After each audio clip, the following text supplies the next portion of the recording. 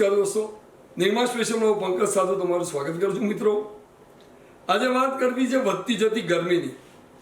તમે જો વધતી જતી ગરમી અને સમુદ્રની વધતી જતી જળ સપાટી, આ બંને ગ્લોબલ વોર્મિંગની બાબતો છે. કારણ કે જે ગરમી વધી છે એના કારણે હિમશિલાઓ પીગળે છે અને સમુદ્રનું જળસ્તર પણ વધી રહ્યું છે. એવા તબક્કે ભૂસ્તરશાસ્ત્રીઓને આપણે પૂછીએ કે આ વધતી જતી ગરમીના તમારી દ્રષ્ટિએ શું કારણો છે અને એના ઉપાયો શું શું હોઈ શકે, એમને એ જ આપણને વધુ સારી સમજ આપી શકે. આવો એમને પૂછીએ. ગ્લોબલ વોર્મિંગના કારણે આપણે છેલ્લા 2017થી આપણા ગુજરાતની પહેલાં વાત કરીએ કે 2017થી લઈને આજે 2024ની અંદર ગ્લોબલ વોર્મિંગના કારણે દર વર્ષે મે મહિનાની અંદર આપણે નાના મોટા વાવાઝોડાની અસરો જોઈ છે. એટલે ગ્લોબલ વોર્મિંગ એક એટલો મોટો મતલબ એક આપણા માટે ચેલેન્જ થઈ ગઈ છે અત્યારે. કારણ કે ગ્લોબલ વોર્મિંગના કારણે જે બી આપણા આખા વિશ્વની વાત કરીએ, સૌપ્રથમ ગ્લોબલ વોર્મિંગ વધવાનું કારણ છે કાર્બન ડાયોક્સાઇડનું પ્રમાણ. અને આ કાર્બન ડાયોક્સાઇડનું પ્રમાણ વધવાનું રીઝન એક જ છે કે દિવસે દિવસે ડે બાય ડે ઇન્ડસ્ટ્રીયલાઇઝેશન વધી રહ્યું છે, ઈંધણ વધી રહ્યું છે, 2 વ્હીલર 4 વ્હીલરના ઉપયોગ વધી રહ્યા છે.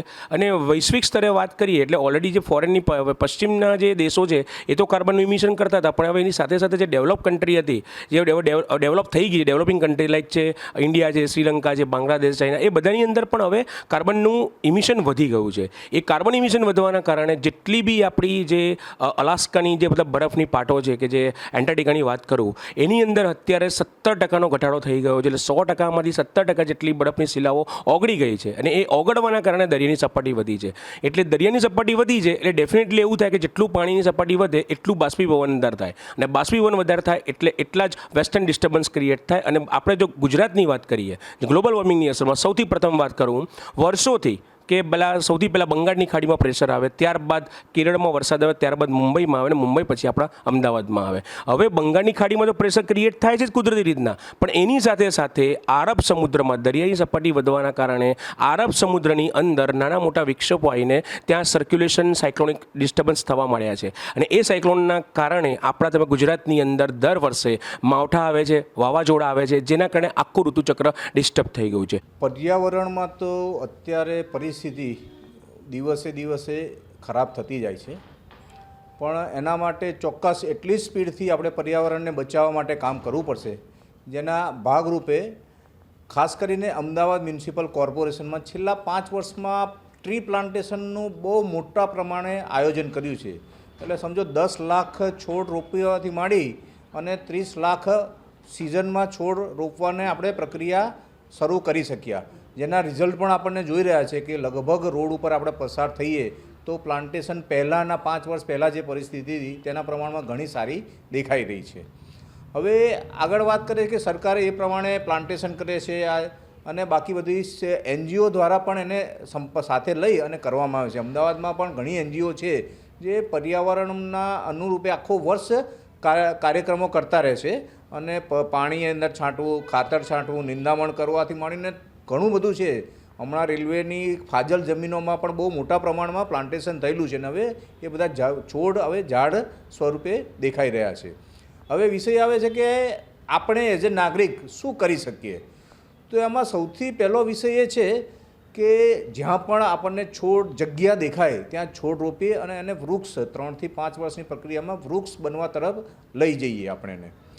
આ જ રીતે પ્રદૂષણ અનેક પ્રકારના છે. દરેક ઘરની ખુલ્લી જગ્યામાં એક છોડ ઝાડ બનશે તો ઘરની ઉપર ટેરેસ ઉપર એની પર એક શેડ આવશે એટલે ધાબુ નહીં તપે એટલે તમારા એસીનું ઇલેક્ટ્રિક કન્ઝમ્પશન ઓછું થશે અને પરિણામે બહાર જે નેગેટિવિટી ઊભી થાય છે પર્યાવરણ માટે એ ઓછી થશે. અને હવે પ્રજાજનોને પૂછીએ કે આ વધતી જતી ગરમીની પ્રજાજીવન પર શું અસર પડે છે. લૂ લાગે, નોકરીએ જતા હોય એવા સમયે શિકંજી પીવે, નોન હાઇજીન તો માંદા પડી જાય, પાચન સંબંધી સમસ્યાઓ થાય. લૂ લાગવાથી ઘણા લોકોનું મૃત્યુ પણ થઈ જાય છે.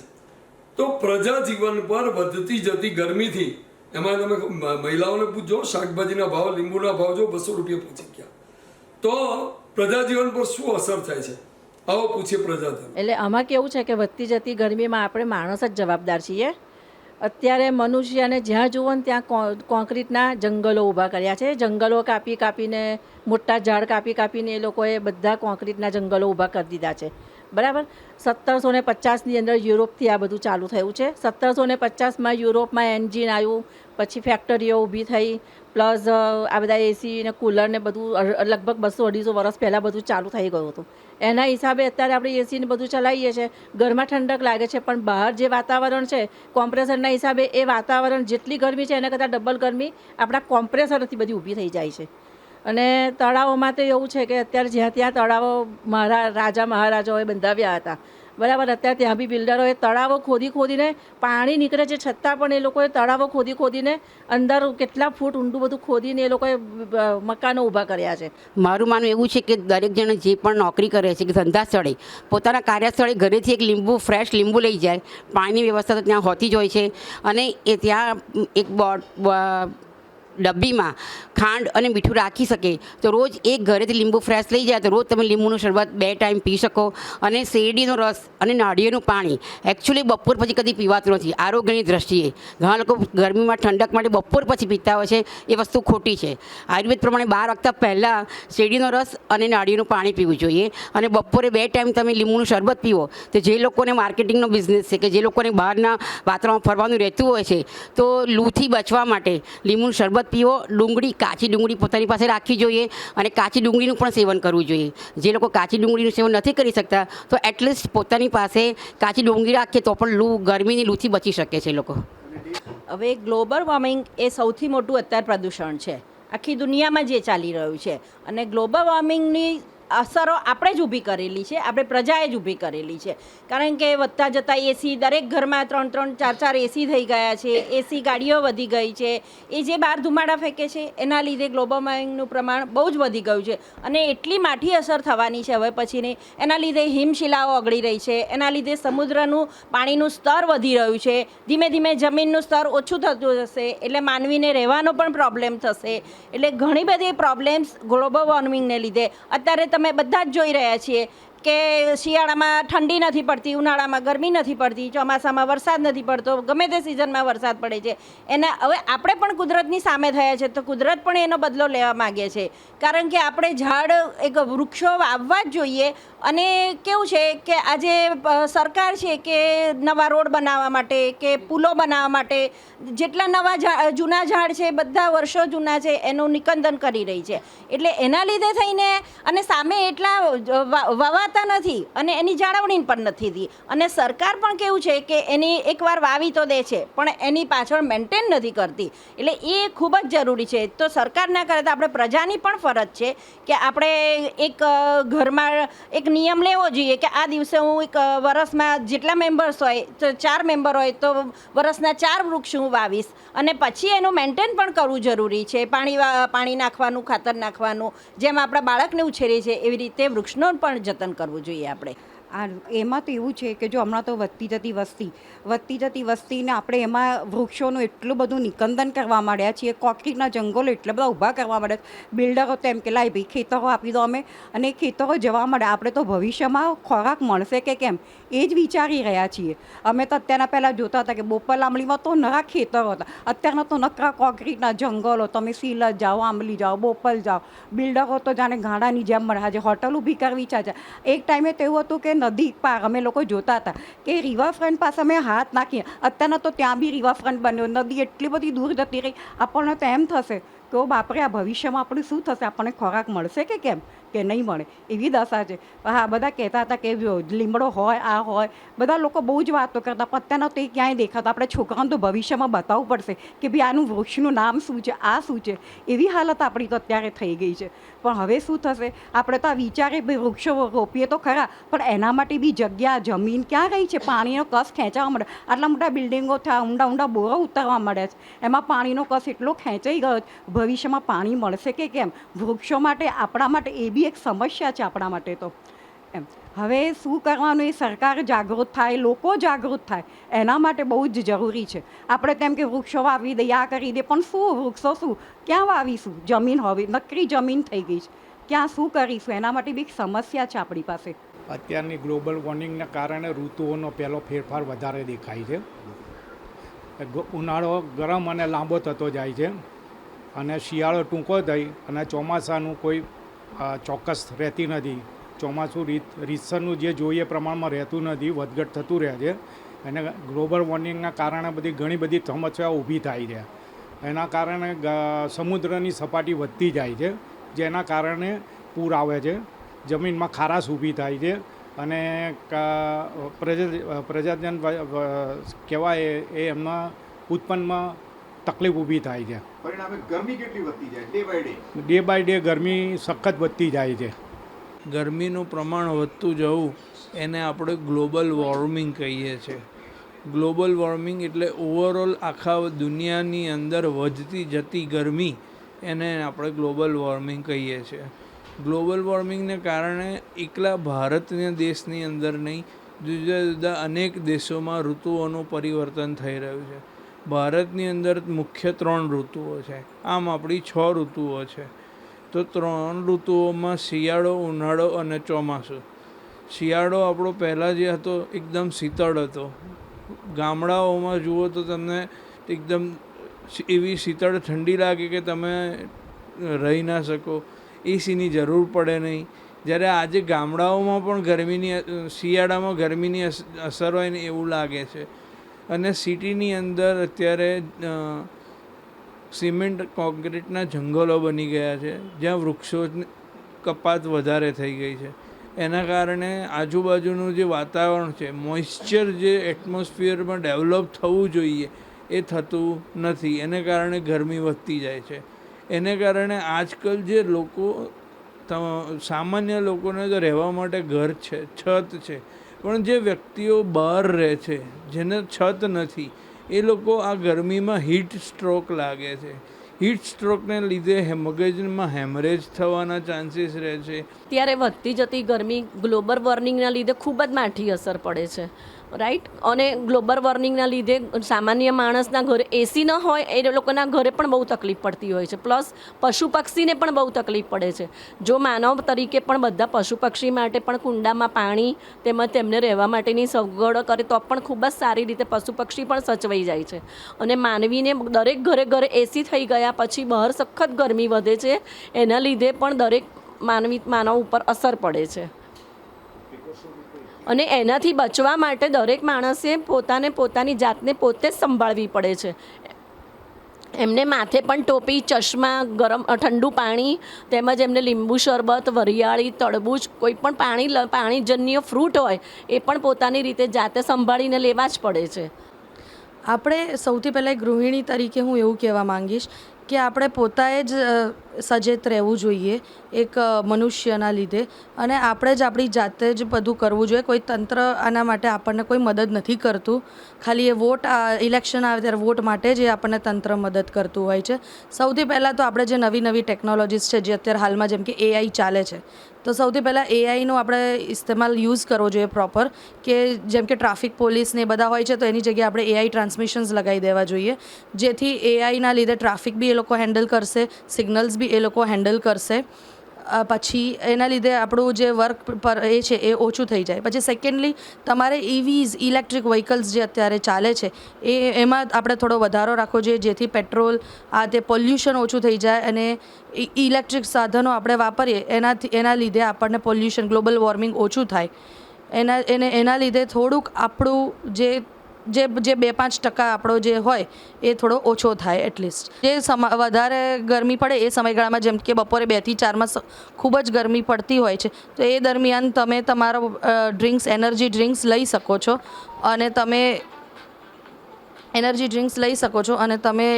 એક છાંયડાવાળી જગ્યાએ બને એટલું કામ કરો. અત્યારની પરિસ્થિતિ તો બધાને ખબર જ છે કે કેટલી પરિસ્થિતિ, આટલી ગરમીનો પારો કેટલો વધ્યો છે કે ઘરે ઘરે એસી કેટલી, એક ઘરે 1 એસી નહીં, 4 એસી, 5 એસી, અને વાહનનું એટલું અવરજવર વધી રહ્યું છે. એની સામે પાછું વૃક્ષનું રોપણ નથી. ચલો, વૃક્ષ તો કોર્પોરેશનમાંથી કહી દીધું કે વૃક્ષનું રોપણ કરી દો રોડ ઉપર, અને આપણે 4 રસ્તા આપણે પોલીસો ઊભા હોય એને પણ કહી દીધું કે આ બધું તમે કેર લેજો. એ આપણે એક વખત બધું થઈ ગયું, પછી એક વખત થઈ ગયું, 4-5 દિવસ એનું ધ્યાન, પણ પૂરતું કેર પાછળની કોઈ લેતા નથી. એના માટે થઈને ગરમીનો પારો વધી ગયો છે. પર્યાવરણ માટે જરૂરી છે. શરૂઆત તો આપણે ઘણી બધી કરી છે, પણ એ શરૂઆતના ફળ સ્વરૂપે આપણને કંઈ મળતું નથી. સાહિત્યમાં પણ આપણે ઘણો બધો પ્રયત્ન કર્યો છે. નાનપણમાં જ પર્યાવરણ વિષય આપી, એની ઉપર ઘણી ચર્ચા કરી, પણ એ પર્યાવરણમાં આગળ જતાં દરેક વાલી સંસ્થા દરેકે ગણિત અને વિજ્ઞાનને મહત્ત્વ આપે છે, પણ પર્યાવરણને મહત્ત્વ નથી આપતા.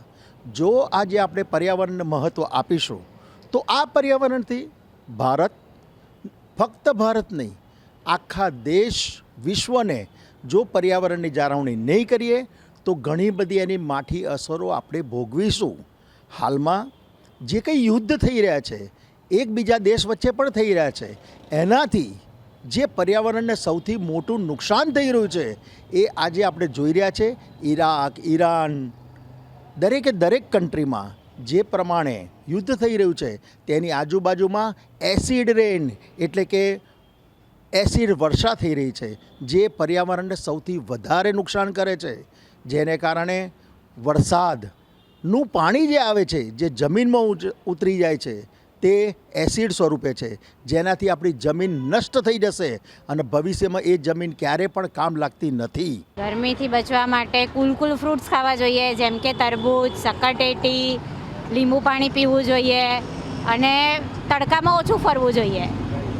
એમ કહેવાય કે ઘરનું બજેટ ખોળવાઈ ગયું છે. લીંબુ શરબત છોકરાઓને રોજ પીવા જોઈએ અને લીંબુના ભાવ તો આસમાને પહોંચી ગયા છે અત્યારે. સૌથી સારો તો લીંબુનો ઉપાડ વધારવો જોઈએ, પણ પ્લસ એમાં એવું હોય છે કે લીંબુનો ભાવ વધતો હોય છે. એમાં મારી 160થી લઈને 240 રૂપિયા કિલો સુધી લીંબુ વેચાઈ છે અત્યારે. જેમ ગરમી વધશે, જેમ તપતો ઉનાળો આવશે ત્યારે કેટલા ઘણા ભાવ વધતા હોય. અત્યારે લીંબુની આવક ઓછી છે એટલે ભાવ થોડો વધશે એવી શક્યતા છે. ગરમીમાં વધારો થઈ શકે છે, 80થી 100 રૂપિયા કિલો સુધી થઈ શકે છે. કાચી કેરી ગરમીના કારણે ખાતા હોય છે કે લૂ ના લાગે એના હિસાબે ખાતા હોય છે. અત્યારે તો કમસે કમ 50% જેટલું વેચાણ છે. ભાવ વધારે છે આ વખતે થોડુંક. ગયા વર્ષ કરતાં કેટલા ગણો વધારો? વધારો 20થી 30% સુધીનો વધારો થયો છે, કેમ કે કમોસમી વરસાદ પડ્યો છે આ વખતે, એટલે આવક ઓછી છે માલમાં. અને હવે રાજકીય મહાનુભાવોને પૂછીએ કે વધતી જતી ગરમીમાં જ્યારે લોકો રોડ પર લૂ લાગવાથી પડી જતા હોય, તકલીફ પડતી હોય, લોકોને આરોગ્ય એમનું કથળતું હોય, ત્યારે સરકારે શું પગલાં ભરવા જોઈએ?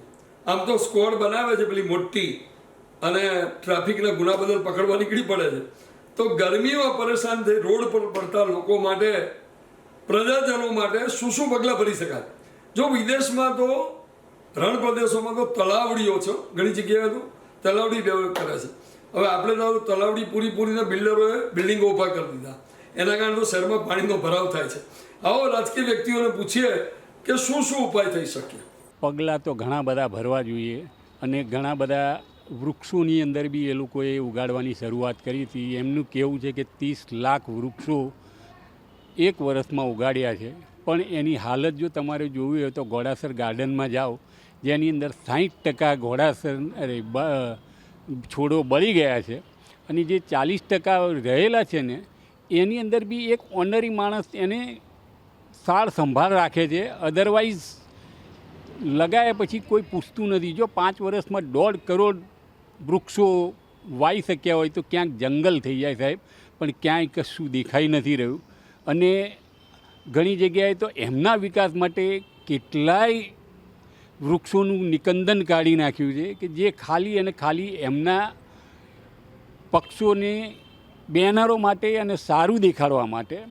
પ્રાકૃતિક કહી શકાય એ પ્રકારની ગરમી હોય છે. એ કોઈ વ્યક્તિના, સરકારના હાથમાં રહેતી નથી. પ્રકૃતિનો જ એક કોપ કહી શકાય એ જોવા મળે છે. પ્રકૃતિના પ્રકોપથી બચવા માટે દરેક વ્યક્તિએ, સમાજે અને સરકાર દ્વારા વિવિધ પ્રકારના પગલાં લેવા જોઈએ. સૌ પ્રથમ કહી શકાય કે આ પ્રકોપથી બચવું હોય તો પાણીનો યોગ્ય પ્રમાણમાં ઉપયોગ કરતાં શીખવું જોઈએ. પાણી, જળ એ જ જીવન છે આપણે કહીએ છીએ, તો જળ એ જીવન છે. તો આપણા ઘરે કોઈ મહેમાન આવે તો અડધો ગ્લાસ પાણી આપીએ, પછી જરૂર પડે તો વધારે પાણી આપીએ. એટલે પાણીની બચત કઈ રીતે કરી શકીએ જેથી ભવિષ્યની પેઢીને ઉપયોગી થઈ શકે. અને અંતમાં ડૉક્ટર સાહેબ અને વૈદ્યરાજ એ બે આપણને સારામાં સારું ગાઈડન્સ આપી શકે. ડૉક્ટર સાહેબ આપણને કહેશે ગરમીથી બચવાના પગલાં શું, અને વૈદ્યરાજ આપણને કહેશે ભારતીય આયુર્વેદ વિજ્ઞાનમાં ગરમીનું મારણ શું છે, શું કરવું જોઈએ. તો આવો મળીએ એમને. પહેલી વાત તો જ્યારે એપ્રિલ મહિનો આવે અને ઉનાળો ખાસ ચાલુ થાય એટલે ગરમીની ઘણી બધી તકલીફો પેદા થાય. એમાં સૌ પ્રથમ આપણે વાત કરીશું કે એપ્રિલ, મે અને અડધો જૂન જે આપણે ત્યાં ગરમી વધારે પડે, 40થી વધારે ડિગ્રી ગરમી જાય, ત્યારે ઘણા ગરમીના રિલેટેડ જે રોગો થાય છે એમાં પહેલી વસ્તુ આવે હીટ રેસ, એટલે જેને આપણે સાદી ભાષામાં અળાઈ કહીએ છીએ. સૌથી પહેલી એ જે ગરમીમાં તડકામાં ફરવાથી પરસેવો થતો હોય અને એના હિસાબે અળાઈ થાય, જેનાથી ખંજવાળ આવે છે, લાલ ચકામાં ઘણીવાર પાકી જાય. તો આના મારણ માટે તમારે ખુલતા કોટનના વ્હાઇટ કપડાં પહેરવા, તળેલી વસ્તુ ન ખાવી અને શરબત જ્યુસ વધારે પીવું. એના પછી આવે હીટ ક્રેમ્પ્સ. ઘણીવાર તમે તડકામાં વધારે ફરો કે તડકામાં થોડું ઘણું કામ કરો તો હીટ ક્રેમ્પ્સ એટલે પગની નસો ખેંચાય, હાથ પગની નસો ખેંચાય, થોડુંક માથું ભારે લાગે. એટલે આનો મતલબ કે તમારા શરીરમાં થોડું પાણી અને મીઠું ઓછું થયું છે. તો એના માટે તમે પૂરતું લિક્વિડ દિવસમાં 2 થી 3 લીટર જાય એનું કાળજી રાખવી પડે. અને તડકામાં મહેનત કરતા હોય તો એનું થોડું ધ્યાન રાખવું જોઈએ. ત્રીજું અને ચોથું જે હીટ એક્ઝોશન છે અને હીટ સ્ટ્રોક છે, જે વધારે સિરિયસ કન્ડિશન છે. ખાસ કરીને મજૂરો જે લારી ચલાવે છે, તડકામાં મજૂરીના કામ કરે છે, એ લોકોને મહેનત કરતાં જો તડકામાં ગરમી લાગે તો એકદમ તાવ વધી જાય છે. 103, 104 તાવ થઈ જાય, પેશન્ટ બબડવા માંડે. ઘણીવાર જો વધારે હીટ સ્ટ્રોક હોય તો એનો માનસિક પરિસ્થિતિમાં બી બેભાન જેવો અવસ્થામાં થઈ જાય, પેશાબ ઓછો થાય, ધબકારા વધી જાય. અને આવા પેશન્ટને સિરિયસ કહેવાય, એ પેશન્ટને તાત્કાલિક હોસ્પિટલમાં દાખલ કરી એનું ટેમ્પરેચર નીચે લાવવું પડે અને ધ્યાન રાખવું પડે. હવે 2-3 વસ્તુ વાત કરી કે હીટ એક્ઝોશન કે હીટ સ્ટ્રોક લાગે તો પહેલાં તો પ્રિકોશનની વાત કરીએ તો કે જે મજૂરો કે જે તડકામાં કામ કરે છે એ લોકોએ ખાસ કરીને સવારે વહેલાથી માંડીને 12, 12:15 સુધીમાં કામ કરી લેવું જોઈએ. અને વચ્ચેના 2-3 કલાક કામ ના કરવું જોઈએ. પછી 2-3 વાગ્યા પછી કામ કરવું જોઈએ. અને જો કામ કરવું પડે તો થોડું છાંયડામાં કરવું જોઈએ. ગરમી એક આપણા ભારત દેશમાં અને પર્ટિક્યુલર ગુજરાતમાં ગરમી 12 મહિનામાંથી 8 મહિના ગરમી જ હોય છે જનરલી. પણ ગરમી જ્યારે પણ પડે છે ત્યારે અપ ટુ 45 ડિગ્રી સુધી જઈ શકે છે, જેમાં આપણે પોતે તેના સ્વબચાવ રૂપે ગરમીથી બચવું જરૂરી બને છે, કે જેમાં આપણે શક્ય એટલો આપણો બહાર નીકળવાનો પ્રયત્ન ઓછો કરવો જોઈએ જ્યારે પણ ગરમી હોય. બીજું, નાના બાળકો અને વૃદ્ધ માણસોને જેની ગરમીની વધારે પડતી અસર તેમના ઉપર જોવા મળે છે, તેઓ માટે એક વસ્તુ હું જરૂર કહીશ કે જ્યારે પણ બાળકો અને વૃદ્ધ અવસ્થામાં માણસો હોય એ લોકોને ગરમીને લીધે ડિહાઇડ્રેશન, પાણીજન્ય રોગો જેવા કે કોલેરા, ટાઇફોઇડ, ઝાડા ઉલટી એ થવાની શક્યતા વધારે હોય છે. એટલે પ્રિકોશન રૂપે એ લોકોને ગરમીથી બચવાનો આશય ઘરમાં રહેવું હિતાવહ માનવામાં આવે છે. હવે જો આપણે જોઈએ તો સૌ પ્રથમ તો ગરમીમાં કામ વગર બહાર જવાનું ટાળવું જોઈએ. જો બહાર નીકળવાનું જ થાય તો શરીર ડિહાઇડ્રેટ ન થાય એ માટે આપણે સાથે પાણીનું પુષ્કળ સેવન કરવું જોઈએ.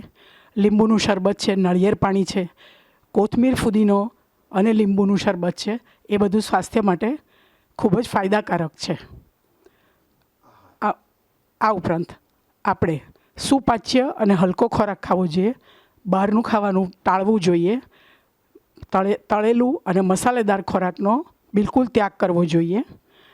હલકા ખોરાકમાં જેમ કે દાળ ભાત છે, ખીચડી છે, સત્તુ છે, આ બધું ઠંડુ છે, એટલે આ બધું તમે લઈ શકો છો. સ્પેશિયલમાં આ હતી વાત વધતી જતી ગરમીની સામે શું પગલાં ભરી શકાય એની. ફરી મળીશું આવતા સપ્તાહે. ત્યાં સુધી મને પંકજ સાધુને રજા આપશો. આવજો.